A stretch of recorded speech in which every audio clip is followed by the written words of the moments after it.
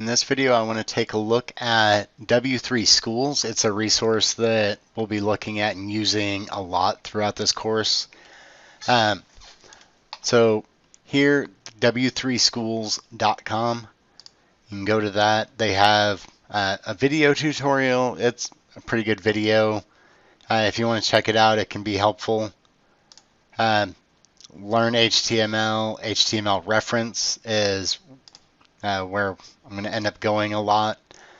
So here there are a lot of these HTML tags. If you're not sure what would be the best HTML tag to use, then looking on here would be great. If you're not positive what an HTML tag does, then this is a great source to figure out what that does. Here we see some of these, like acronym. It's not supported in HTML5 and tells you to use this ABBR tag instead. And we are using HTML5, so you'll want to be aware of that and pay attention to that.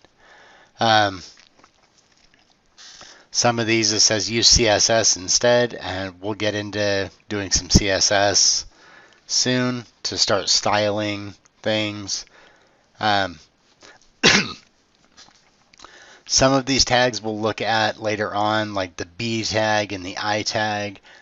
There are better tags that you should be using, like strong and EM instead of B and I, respectively. But knowing what those tags do, and they're all over the place. And once you get into one of these tags, say, let me look at a div tag.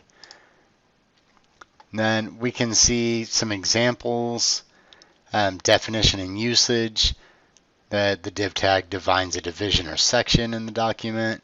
It's used as a container for HTML elements. It's easily styled by using a class or ID attribute. There are other tags that are more semantic that could be better depending on the situation, what you're trying to do, so make sure you're aware of that. There are some additional information, the initial default CSS settings, some related pages about that element so that you can get in there and kind of figure out what exactly it is you're wanting to do. And this try it yourself is a great tool that they have. So when I click on this try it yourself, this has some styles in here. But I could just come in here and add some more HTML. Maybe I'm not sure what this HR tag does.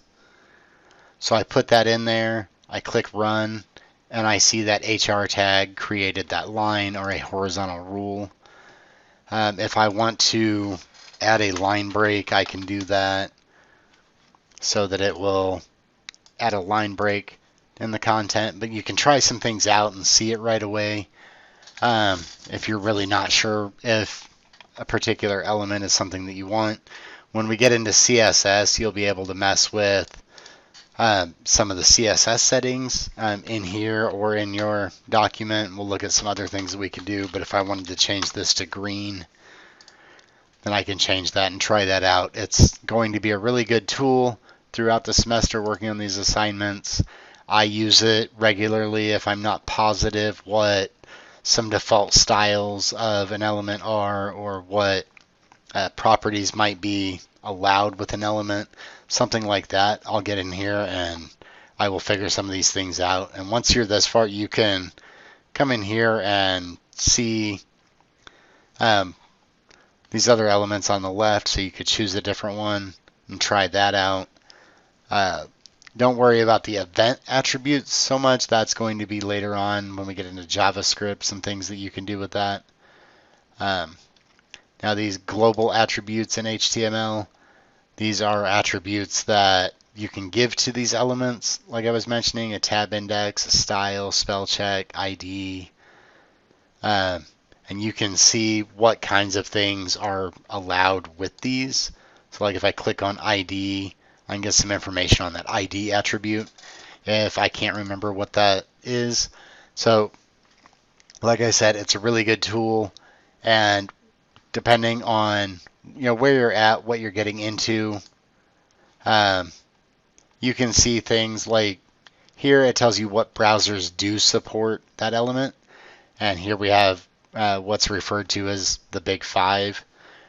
Google Chrome, Microsoft Edge now, Firefox, Safari, and Opera.